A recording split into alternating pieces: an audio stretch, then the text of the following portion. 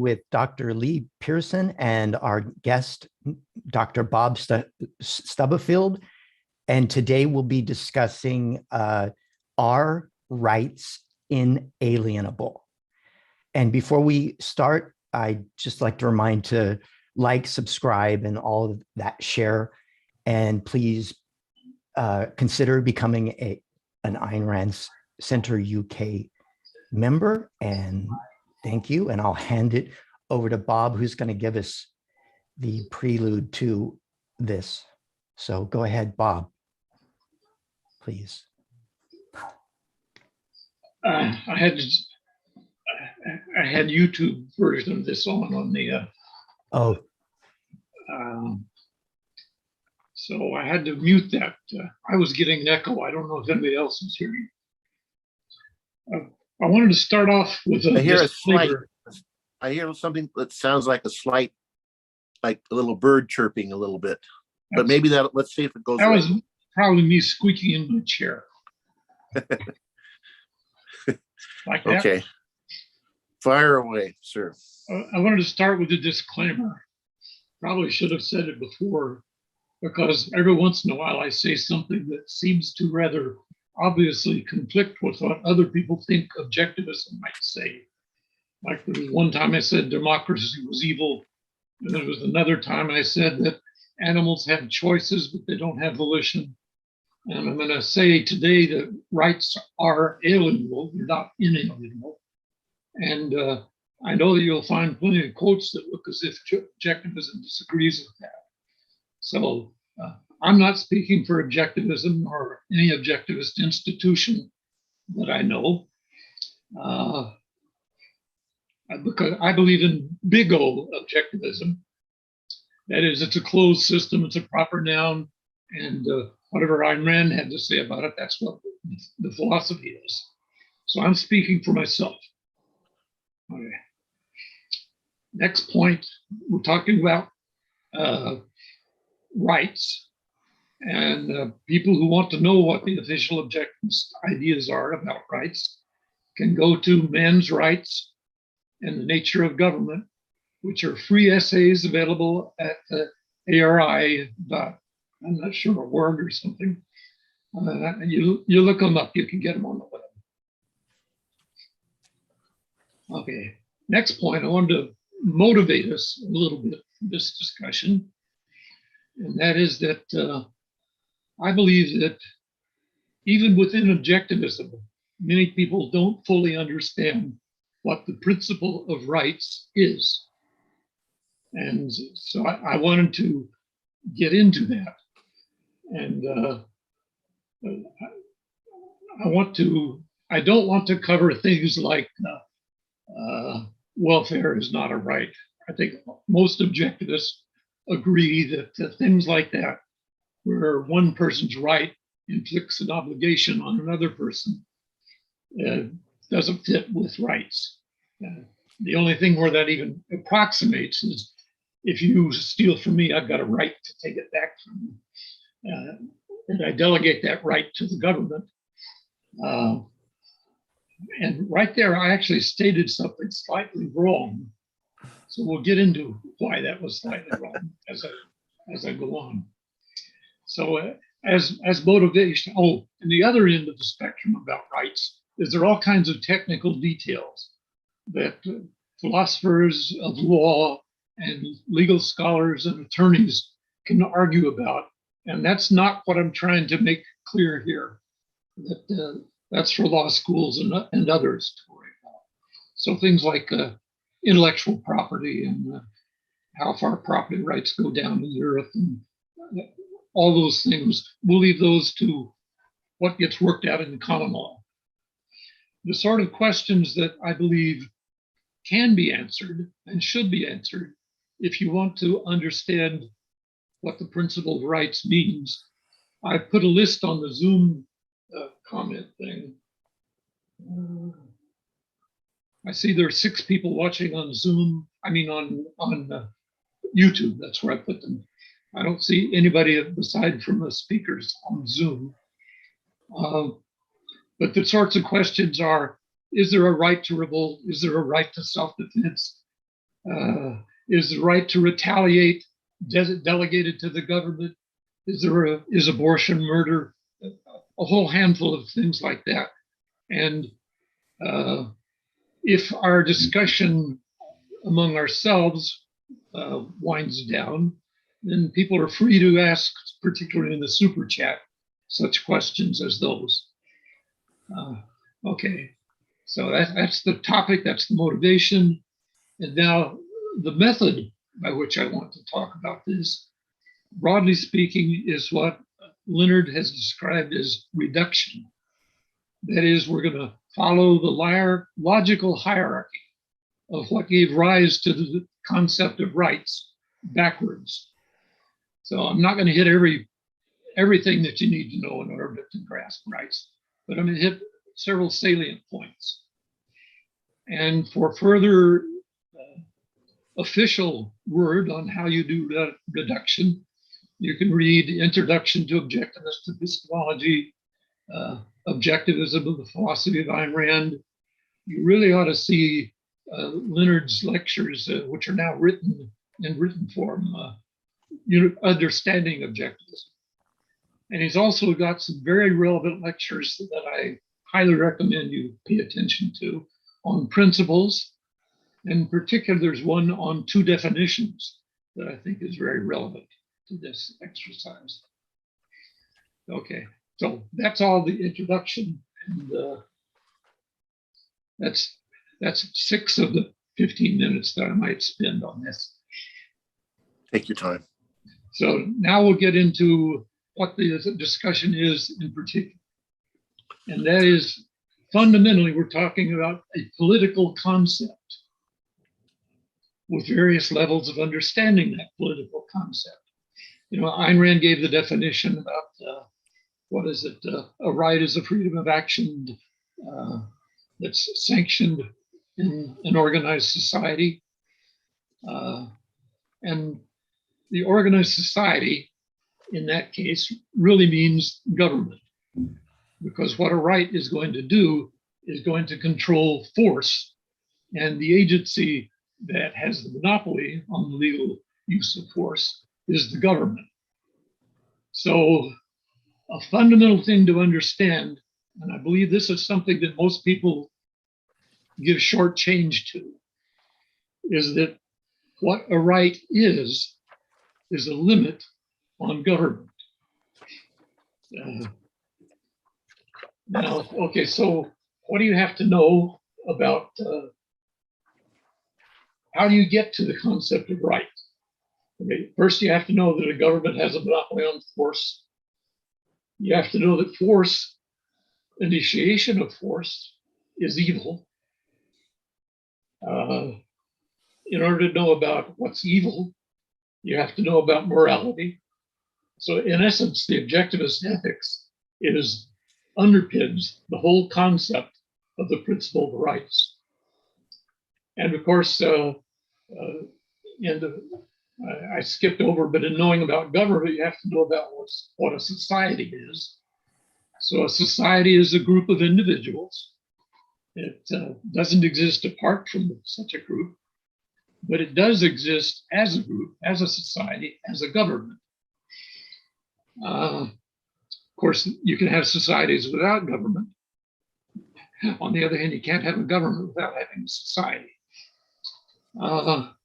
So you ought to know what's good for society if you're going to have a moral principle that establishes what's good for government.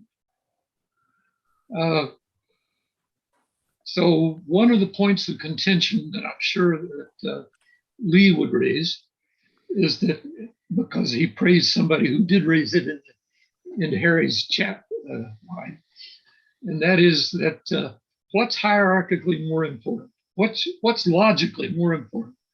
Government or rights? And I want to offer you two things to think about, which ought to put that thing to rest, that idea to rest in your mind. Number one is, what a right does is tell you how to have a good government. Is it possible to tell you how to have a good anything without knowing what that anything is first? In other words, logically, you have to have grasped what a government is before you can even think of how you make a government good, which is where the concept of rights comes in. And the other point to nail that down is look at history. When in the world, literally, did people first form the idea of government? When was it used? When was it a word? And the answer is 5,000 years ago, people started forming governments. When did people first understand what makes a government good? Well, there were inklings that government had to be limited. And I trace that back to the Magna Carta, where a group of barons put limits on King John. But it wasn't until Ayn Rand that we really have an objective idea of what makes government good. And basically it is that it protects individuals' rights, namely their freedom to act in a social context, namely their freedom from the initiation of force, namely the government brings force under objective control. That was not understood until the 20th century. So I think you really are slipping your gears if you try to put rights logically ahead of government. Now, where did we get in our tracing backwards? We got down to you got to have ethics. You have to have the objectivist ethics, because you don't know what's good for society if you don't know what's good for a group of men who form society. So how do you know what's good? Well, you have to have an epistemology. You have to have a way of knowing what's good. So in essence, the principle of rights depends on knowing something a lot about how you know anything. And I glossed over one point that I think is rather important, and that's what's good for society.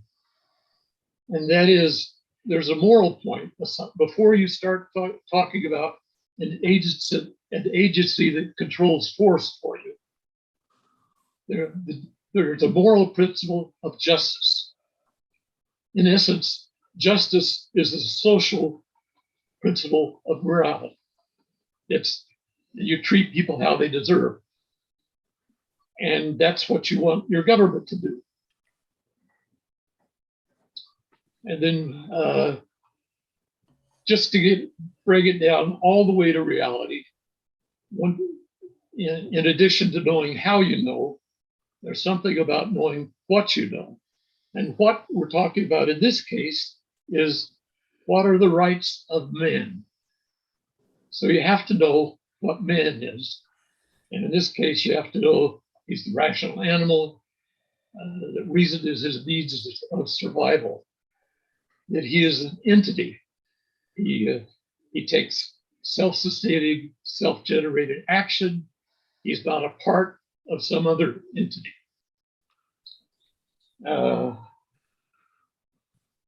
And I now have 2 minutes left on the 15-minute promise, and I'm ready for shots from the broadside from you guys. Okay, that's quite interesting. Let me just go right away to where I think our major disagreement is, because I actually agree with a lot, and the idea that rights are in some important way tied to government, I think is correct, but I think your way is too strong. You say it right. Let me question that. So you think that it's possible to use the political principle of rights without having government involved at all? Well, when you say use, that's equivocal. If you mean use in discussion or in analysis, absolutely yes. If you mean implement in the world, I would say no. That I would agree with. So I'd make a distinction. I would say rights, as Ayn Rand says, and this is a quote, derive from man's nature as a rational being. And you can talk about rights from that standpoint with no discussion of government whatsoever. The rights derive from man's nature as a rational being. That's where they come from. And they come from the fact that basically I'm not going to try to summarize the whole argument, but I'll give some high points. That man has reason. Reason is man's means of survival, and reason and force negates reason, and therefore is wrong. And that's where is wrong, and that's where rights come in. Now, again, I'm not going to give the whole argument, but that argument has nothing to do with government. I think we have rights antecedent to government. Furthermore, I would say that. Hang on. To say. Well, let me just finish my point here. To say that government logically antecedes rights is actually immediately self-contradictory. Government exists. The purpose of government is to protect rights. That's the purpose of government. So you can't say that that the government antecedes rights. Logically, rights antecede government because that's what you need, the concept of rights to describe what a government is for. You can't even talk about government. So I think you have it entirely backwards. Logically, government, the antecedent concept is rights that comes before government, because government is something that exists to protect rights, therefore assumes a concept of rights, a prior concept logically. So there's never been a government that didn't exist to protect rights. Oh, no, that's another matter. Now, then the historical point is different. My first point there, now let me talk about the history, is that history and logical hierarchy are related, but they're not identical. History does not have to follow the proper logical hierarchy. People make mistakes. So of course there was a primitive form of government before anybody knew about rights, but it wasn't a proper form of government. It was improper form, and it was also misconceptualized. The concept was wrong for what government, because the proper concept of government is government exists to protect rights. That is the proper concept. And humans did not have that concept, and they didn't have proper governments. So yeah, you had something like governments that existed before anybody knew about rights. But that doesn't mean that the concept of rights is anteceded by that kind of government. It isn't. The concept of rights is related to the proper concept of government, and the relation is government presupposes rights, not the other way around. And that has to be that way. I mean, it's complete nonsense to describe government as clearly the purpose of government is protecting rights unless you already have rights. Doesn't make any sense. You and I disagree about what logical hierarchy means. No, we don't. I don't think we do. I think we would agree. Let me describe it. Abstractly and see if you disagree. Logical hierarchy refers to with concepts. What concepts presuppose what concepts? What concept do you need in order to understand another concept? That tells you what the hierarchy is. I don't think we disagree about that. We may disagree in this case because I'm claiming that you cannot understand or form the concept of a proper government, a proper concept of a government. You can't do that without the antecedent concept of right. And I say that you just look at what a government is supposed to do, and you can see from that. I'm saying something different. I'm saying you can't form the concept of rights unless you have some concept of government. And I denied that. I said rights derive, as I just quoting Ayn Rand, rights derive from man's nature as a rational being. And she says all men have rights, all humans have rights. And she says precisely that, and that's correct. And that's whether they are or are not in a state of government. So my view is that the concept of rights does not depend on government, but the implementation of rights, at least the full implementation, does depend on government. So I don't know how that relates. I think that relates to your case, but we can talk about you say, for example, in your somewhere, you didn't say today, but maybe you would agree with this, that rights are go to a totally talk of different. rights is, okay, go ahead. Yeah. So go ahead. Which is hierarchically prior, life or value? Well, we know that one from the objectivist ethics. We know the answer to that. And You which want is- to give a different answer? No, tell me logically, hierarchically. The Do you really know what a value presupposition of is? value is life. So the presupposed concept is life. The presupposition of government is rights, Okay. because And how do government you exists square to that? protect rights. How do you square that with a value is that which you gain to seek to gain or keep?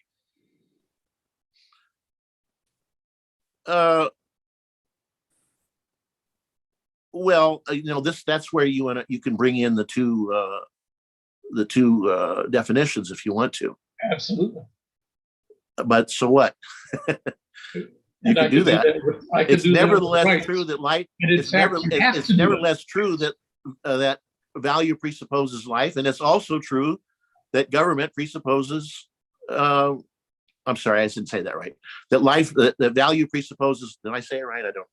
Value presupposes life, and government presupposes rights. Whether you have the theory of two definitions, you can bring it in there, but it's still true. Well, let's see that- what you mean by that rights presuppose. are- What do you can't, mean? You by- can't have a concept. You can have a misconceptualization. I don't think this is a matter. I wouldn't say the issue of government. Let's see. If you tell me the parallel with values in life, and then I'll take it from there of applying the two concepts approach to it. Okay. As Ayn Rand pointed out in her essay, The Ethics, you have to know what you're talking about before you can know what's good about that thing that you're talking about. You have to know what values are.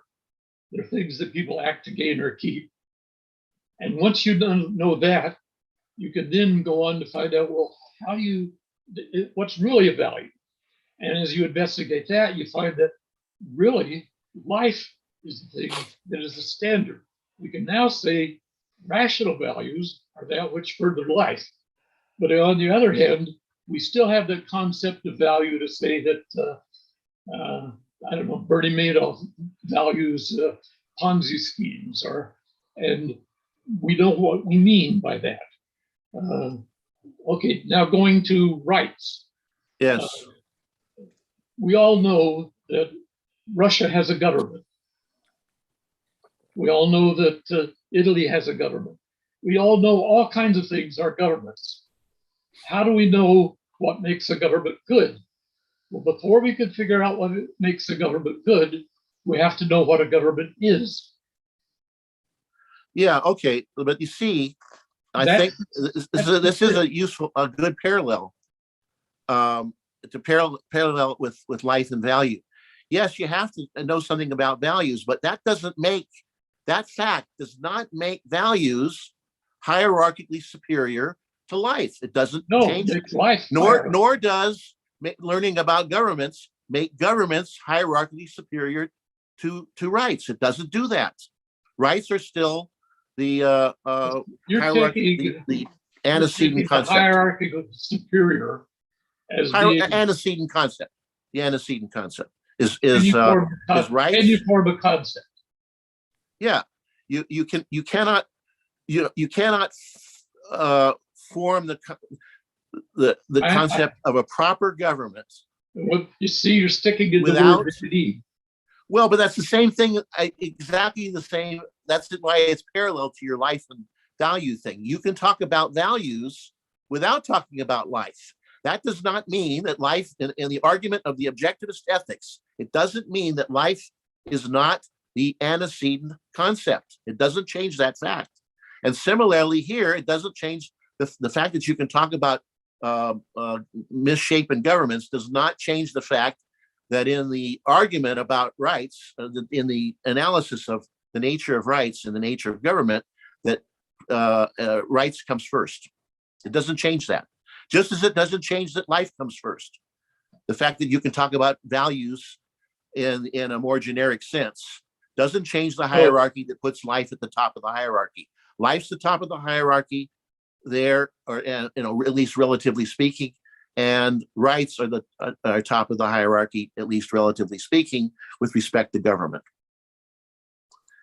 And it has to be that way. You can't talk about government in any proper sense without assuming the concept of rights. And that's the same way it works in the argument of how values, that is to say proper values, how values, that is to say proper values depend on life. It's the same kind of logical relationship.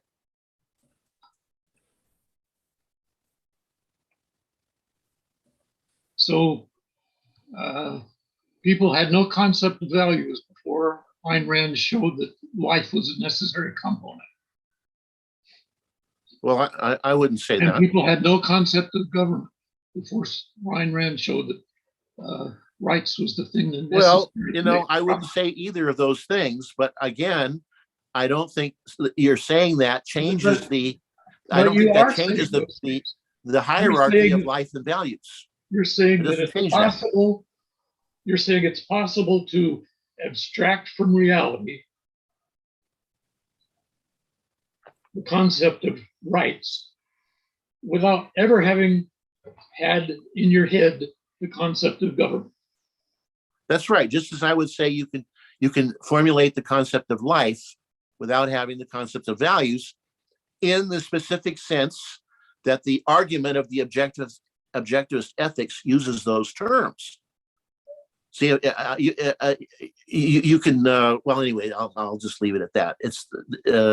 It is actually a good parallel. It's an excellent parallel because rights are like life, and government is like value, and the hierarchical relationship is similar in those cases. And just like Aristotle, this is something you pointed out in the argument, Bob. In your argument on H.B. letter is where this argument takes place. So that's a plug for Harry. But what you say is that before rational and animal, there is man. And I think there's a parallel. I may be off track. I'm trying to follow.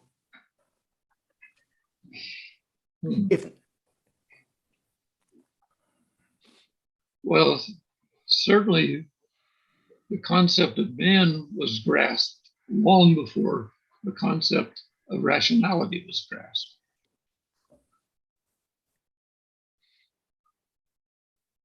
So I would say that man logically precedes.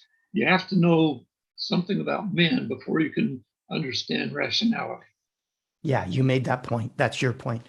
And I'm just bringing it back. And Yeah, I think I'd agree with that too. You have to know something about value before you can know what rational values are. And you have to know something about government before you can know what rights are. That I deny completely. I think it's the other way around for reasons that I've already given. So in fact, it has to be the other way around because government let me pursue doesn't work that way. The prior concept of government has nothing to do. The prior conceptualizations or instances of government really have nothing to do with rights. They're just irrelevant to the concept of rights. The only kind of government that's logically related to rights is the proper government, and that proper government is described, its purpose is described as protecting rights, and therefore you must logically necessary that you know what rights are, have some conceptualization before you can even get to a proper concept of government. And the improper concepts have nothing to do with rights whatsoever. They're just irrelevant. You're still wrong. With absent government, why do you need a concept of rights? What does it do beyond the concept of justice? Well, it's an application. It's an application of the concept of justice. I do agree with you. I think to this extent that you can't really implement the concept of rights, at least not fully. I mean, I think you can to some degree. You could go up to somebody and say, it's not right for you to do this. That's the moral. And you can do that, but it's not a political concept. You can't really get very far with that without government. So I'm agreeing with you to that extent, which I think is a major point, that you can't implement rights. But you can talk about rights and say, I have rights, and say the rights derive, I have rights. That is, it is by my nature that I should have freedom of action within a certain sphere. And that, where does that come from? It doesn't come from government. It comes from, as Ayn Rand says, it's derived from man's nature as a rational being. Okay, but That's you're where it comes not from. You're really not listening now. What does that do beyond the concept of justice? Why would you go to the trouble of making up a new concept, rights, when justice works perfectly well? Well, right and wrong in the sense of justice, not right and wrong in the sense of a principle that the government has to follow.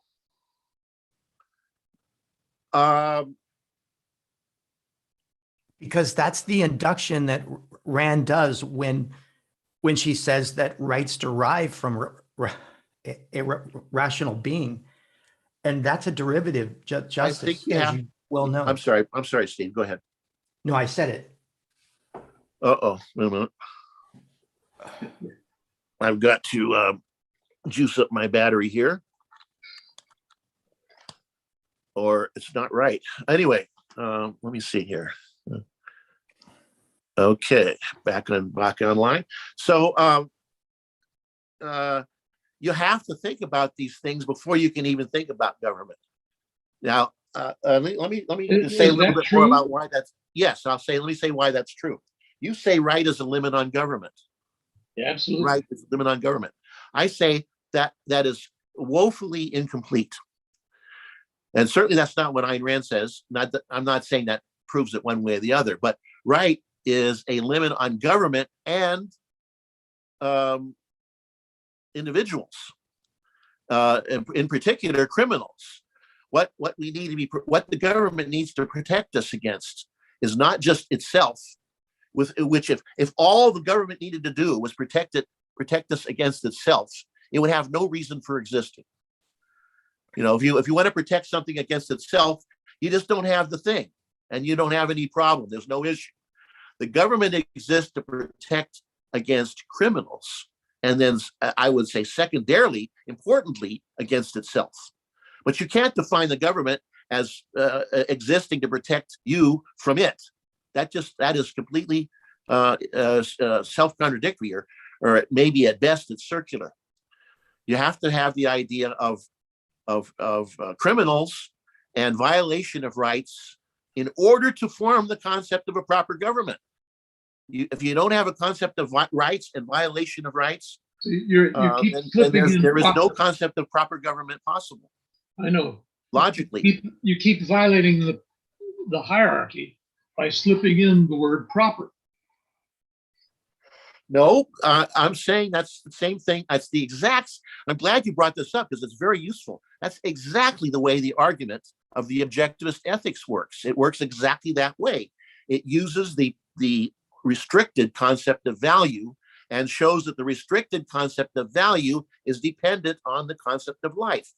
It does not show that the unrestricted, the generic concept of value is dependent on life. It doesn't show that, and it's not true. So this is I'm really glad you brought this up because it puts the argument in a clear light by doing so. That's exactly why in the hierarchy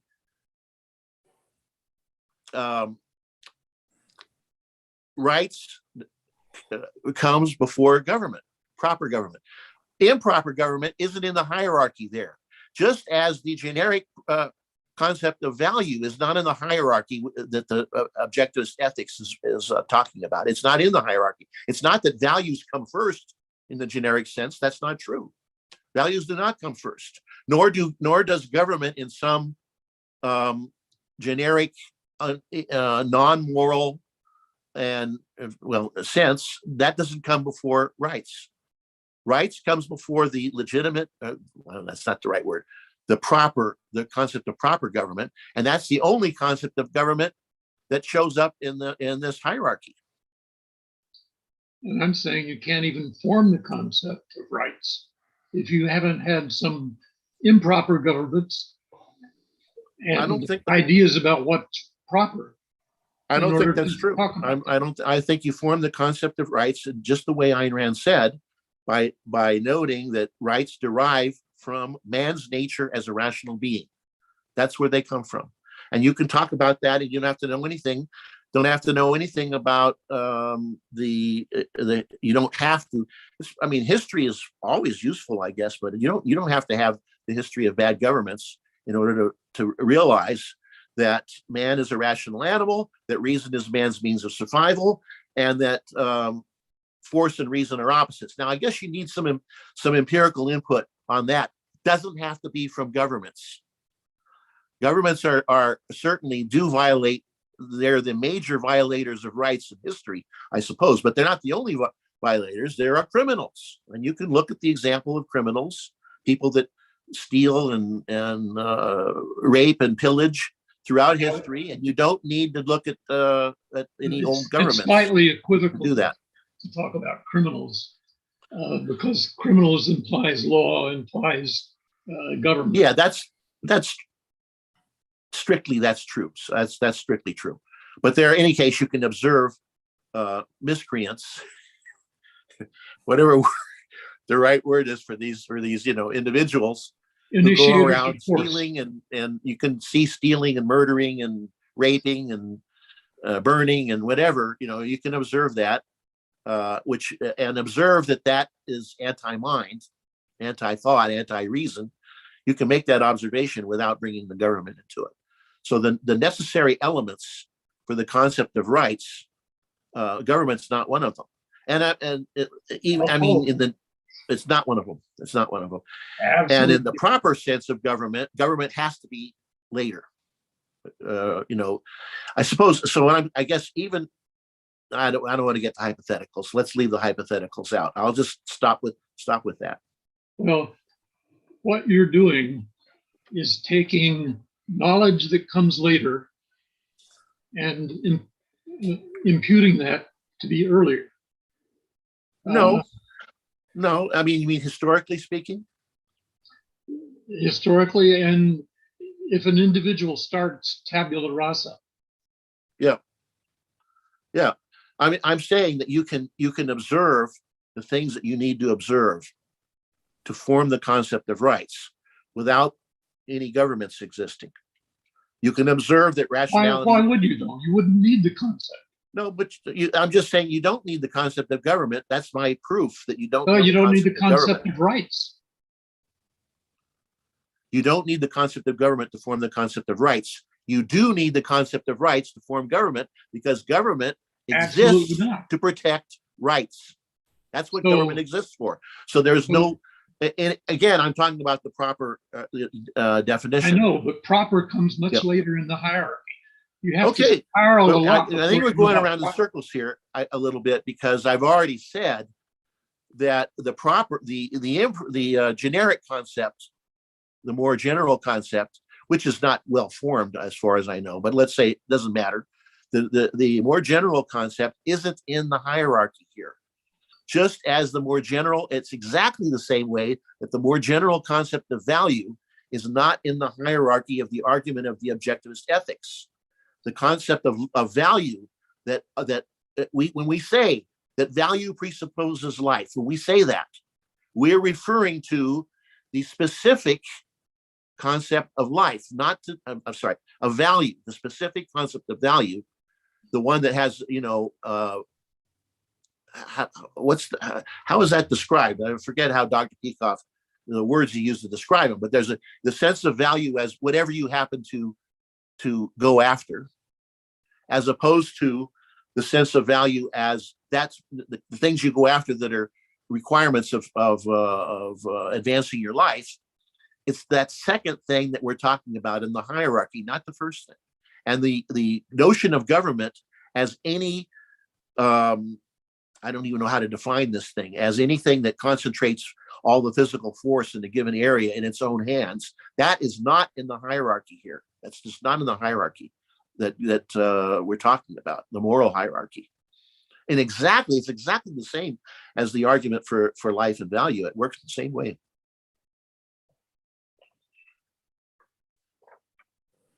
So I think that's all I can say about that.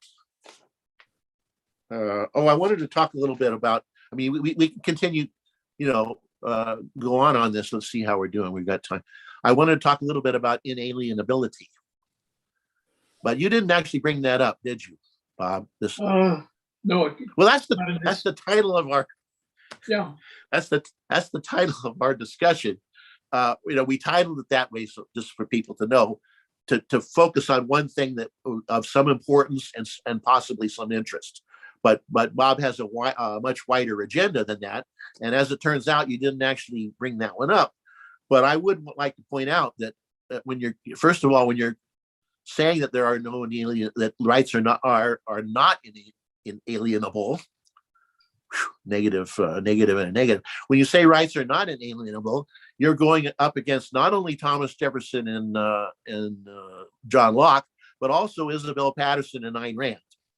All of them say without any question, and in many places, and over again in many contexts, that rights are inalienable. Now, there is a certain question about that may be useful to you. There's a certain issue about what does it mean to be inalienable, because Isabel Patterson actually considers that. And I have that here. Might be, if you could just take a moment, I might read that, and you can tell me whether this is of any use to you or not. She says it has to be restrained. The simple meaning of the statement that the right to life and liberty are inalienable has been forgotten or obscured. Persons unaccustomed to attach exact meanings to words will say that the fact that a man may be unjustly executed or imprisoned negates the proposition. It does not. The right is with the victim nonetheless, and very literally cannot be alienated. For alienated means passing into the possession of another. That's the way she's using it. So it's transferring from one person to another, and she says that's impossible. She doesn't say here, okay, I'll just read a little more. One man cannot enjoy the life or liberty of another. If he kills 10 men, he will not thereby live 10 lives, or 10 times as long, and so on. Okay, so rights are by definition inalienable. Only privileges can be transferred. Now that she doesn't deal there, and I don't remember anywhere that she did. This comes, by the way, from as you would suppose, from Patterson's book, The God of the Machine. And of course, as everybody also knows, Ayn Rand and Isabel Patterson were at one time very good friends. And I think Ayn Rand learned some political stuff from Isabel Patterson. Anyway, what she doesn't say here is what happens. Can you lose your right? She doesn't explicitly take up the issue of alienation in the sense of losing your rights. So she's not taking up here the question, which Bob does take up, of what happens to a criminal. Does a criminal lose his rights or not? And if I'm not, now you didn't talk about this, Bob, and you may not want to talk about it, or what do you think?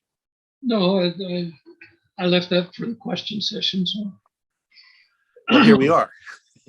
Okay, so and we have a question from Robert. Oh, we have a question. Let's take it.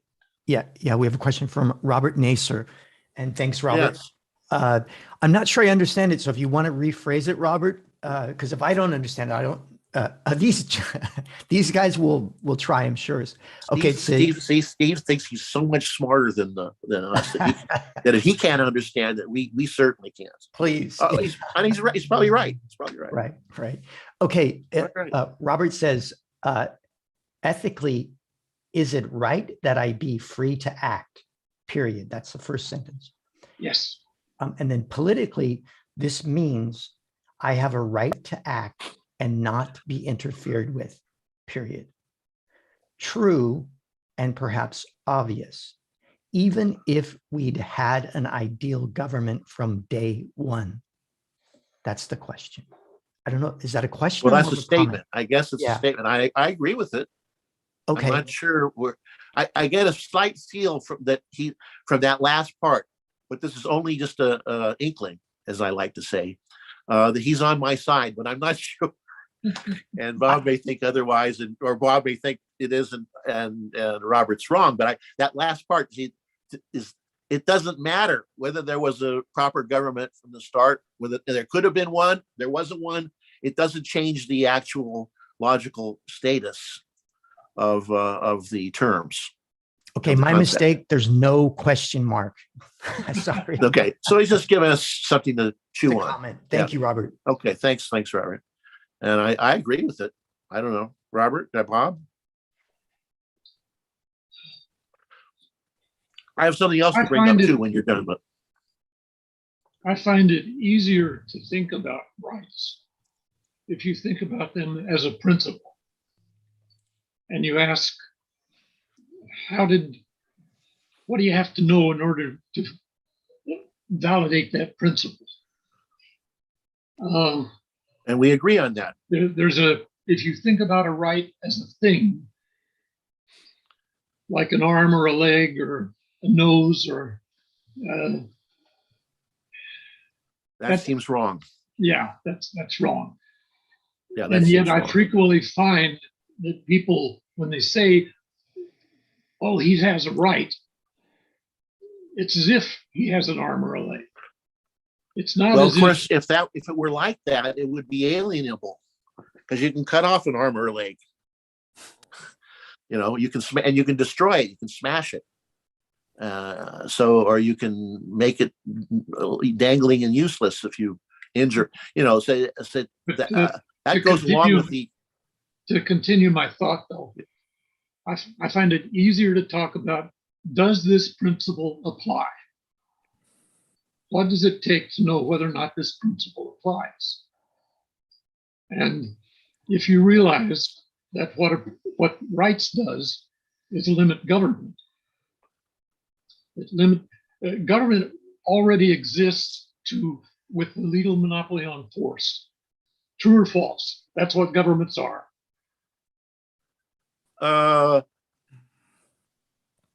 If they have laws, then governments don't even necessarily have laws. I mean, the earliest governments, the pharaoh, let's say, for example, was an absolute potentate, and there were no legal restrictions. The pharaoh could, if he wanted to, he's got his bearers bringing down the street, and he sees Steve there, and he doesn't like the way Steve's looking at him. He could have one of his minions cut his head off, and it would be fine. In that, because there's no laws whatsoever. So government doesn't necessarily imply law. No. I mean, it's better. Governments are better when they have, even if there are bad laws. The Roman Empire was much better than what came before it, because although it didn't have objective law, it had law, and there was some objectivity in the law, and that contributed to the strength of the Roman Empire, for example. But it wasn't a rights respecting. Not in general. I'm not sure if that helps. No, focus on government as the agency that has a monopoly on force. It may or may not have laws. If it has laws, that is not the proper definition.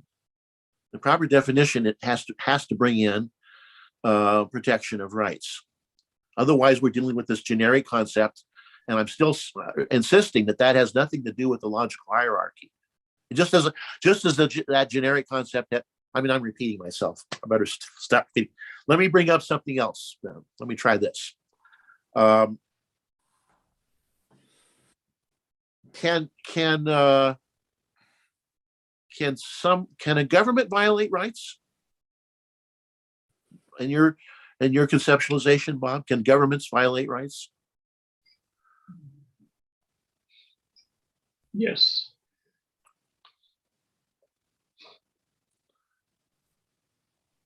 How does that work? I'm just asking. I'm not denying that. I mean, obviously, I think governments can violate rights. They initiate force. They can take your tax money. Yeah, but is initiation of force, is that equivalent to what? Yeah, for me it would be. I'm just exploring. Let me take a particular case. This is maybe not quite the same thing. We're in the antebellum South. And I've you Bob have come down from, well, you live in South Carolina, so So we got to have Steve coming from California, and he comes down to a plantation in Mississippi where there are slaves. And the slave master at this plantation is about to whip a slave for, disobedience, for doing something that there's no reason why he should have to do it. In fact, it's a evil punishment. And so Steve comes by, grabs the slave master's whip. In the movie version, he whips the slave master to death. That isn't a movie. That is something that happens in a movie. But so we'll do the movie version. He whips the slave master to death, who deserves it, richly deserves it, and takes the slave, puts him on the Underground Railway to the north. And isn't this a case where it's just obvious that the slave's rights are been violated? And it is not the case that the slave master's rights have been violated or anybody else's rights have been violated. And it doesn't mean a damn thing what the law says, because the law is wrong. So if there's a law against transporting slaves north, which there was because of the Dred Scott decision, I guess, if that's what that was. Anyway, that was illegal. And if slaves were recognized improperly as property, somebody could claim that it was an issue. I'm afraid Bob might do this.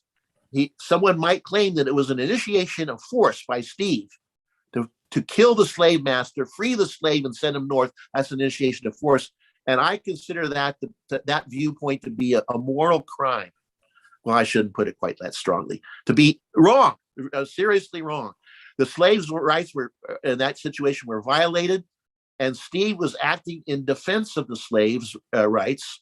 And, by getting him away, by stealing, quote unquote, stealing him. Of course, you can't steal a slave. No matter, again, I'd say no matter what the law says. I don't care what the law says there's no such thing as stealing a slave. That's just a misconceptualization. He's freeing a slave and he sends him north. So how do you, how do you deal with that, Bob? What do you want to say about that situation? I don't know why you went. Oh, is that an argument I about have hierarchy? the impression I wanted to see where you go with it, because I have the impression that your view is, and you can correct me because this could be wrong, but I have this impression your view is that if someone disobeys the laws of his country, he is by simple disobedience, no matter what the law is, if he disobeys, he is initiating force against somebody. And I find that incredible. But that's my question. I guess I pose it as a question for you. There's another question from Robert Nassar. Thank you, Robert. Okay. Again, he's our champion today. Okay, All so right. and it's a comment, and then there's a secondary. So give me a second here. Okay. Okay. So to validate the principle of rights, we observe the primary social requirement of men is that they are free to think, to act on their own thinking, and to keep the product of thought and action property. That's very good. I love it. I'm all with them. Notice that government has no place there. The government is not referred to there and need not be referred to there in that discussion. So I'm on board with that. That's very good. Yeah, and then he has a follow-up. It's not a super chat, but because he's our champion. Hey, let's have him. Okay, he says, although a government can violate the rights, they are far, he has that in caps, far from only institutions or individuals who can do so. That's also far true. From. It's probably like far from the only is probably what he's meant. Yeah. I think he left out the from, maybe far from the only institution. Yes, I said certainly from. I thought I did. That's far right. From. Certainly that's right. Yeah. Yes. Because they're criminals. The formulation Ayn Rand uses is that the government protects you from criminals and from the government. I think she used that formulation in several places, but that's right, isn't it? That's correct. Sounds right to me. Thanks, yeah. Robert. So Robert's sitting there with his hands folded, but I'm not sure what he wants. Okay, and we're 6 minutes from the top of the hour. So just if All you right. guys want to make Yeah. this, that's up to I'm you. going to give, I think I've made my major points. So if Robert wants to, if Bob wants to, let me see if there's anything else that's really, I always forget something, crucially important, but I don't think I have. So Bob, what else do you want to say And about so this Bob's topic? answer to "Are rights inalienable" is no. Is that right, Bob? I That's think that's correct. Yeah. Now, I may well mean something for what Isabel Patterson and Ayn Rand mean if they say rights are inalienable. But to me, inalienable means no matter what. You got this right no matter what. You're free to live, you're free to act, you're free to own property no matter what. And I see plenty of cases where that is not just. It is unjust for somebody to be free to roam around if in fact he has killed somebody. Yeah, good. I'm glad you reminded me. I forgot about that. I kind of left that topic because there are two ways to deal with that kind of issue. One way is to say, which I would not do, but I think Bob likes, is to say, in a case of a criminal, the concept of rights simply don't apply to the criminal. He's alienated himself from the concept. What I would say, rather, is that the concept of rights is not intrinsic. It is contextually absolute and objective. And that means in the case of a criminal, he doesn't have the right to do what he did as a criminal. That's not part of his rights. And it is part of the concept of rights that he should suffer something in consequence to that. That's part of the concept of rights. That isn't an abnegation of the concept. It is an application of the concept of rights. And that's a different way of handling it, I think, from saying that the concept of rights doesn't apply. So it's the same thing. No, I think it's different, but maybe not. Anyway, that I like the second way of looking at it, that the concept of rights still applies. He still has what rights, he still has the rights that he has. He just never had the right to his freedom of action never included the right to initiate force, and it never included the right not to be incarcerated or punished once he does. He never had those. Those were not things that are alienated from him. He never had them in the first place. He never had such rights. The concept of rights does not include the sanction for doing those sorts of things. So therefore, under that conceptualization of it, his rights are still inalienable. There's nothing unalienated about them. They just don't apply in the same way that they would apply if he did things right, if he acted as a proper human being. The concept of rights applies to him. It still applies to him. It just applies differently. The application is contextual and objective, not intrinsic. So that's how I would deal with the criminal. And I don't know if that's fundamentally different. I don't know. But if somebody were to say, that's my argument against somebody who might say rights don't apply at all to a criminal anymore. The concept of rights don't apply to him. I'd say, no, they do apply to him, but the application is a contextual application. I'm starting to repeat myself again. So, and we're reaching the end. So, Bob, last word. Well, I have one question. And we can take it over to Clubhouse. But Bob brought up in the argument, and today on Clubhouses as well, about socially objective. There's not much said about this concept, but Bob uses voting rights as I would rather leave that for another whole discussion. That's probably wise. Yeah, that's socially objective is one of the trickiest things in objectivism. And we certainly, if we were going to, we couldn't possibly deal with it now at this moment. No. I just wanted to, as a prelude, say Clubhouse. Well, we'll see what happens. Yeah, that's a hard when we get to Clubhouse. So, Bob, Bob, last word. Sorry, you want to wrap up for us? No, I think I've said what I need to say. Okay, all right. So we both got our piece in. I think I got what I wanted in. So should we thank our huge audience, especially Robert and Steve? we should close up and move over. We're going to go over to Clubhouse. And things will Yeah, get rough over there, probably. Yes, we're gonna get rough. Yeah, and we have, it's there. It's scheduled. Rosie's scheduled, so we'll see everyone over at Clubhouse.